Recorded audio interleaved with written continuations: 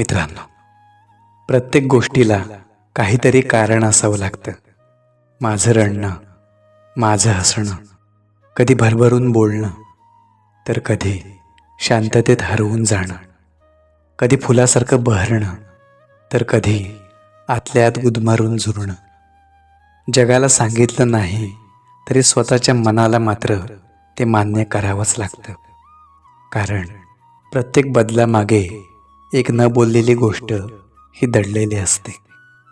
एक फळ झाडापासून तुटतं, पण नेमकं ते जमिनीकडेच का झेपावतं? पौर्णिमेचा चंद्र ऐन भरात आला की समुद्र इतका बेभान का होतो? कमळ चिखलातच का उमलतं आणि सूर्यफूल प्रकाशाच्या दिशेनेच का जगतं? बहुतेक प्रत्येक गोष्टीचं उत्तर बाहेर नसतंच.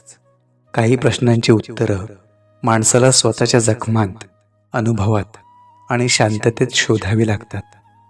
कारण आयुष्यात घडणारी प्रत्येक गोष्ट काहीतरी शिकवायला येते आणि म्हणूनच प्रत्येक गोष्टीला काहीतरी कारण असावं लागतं.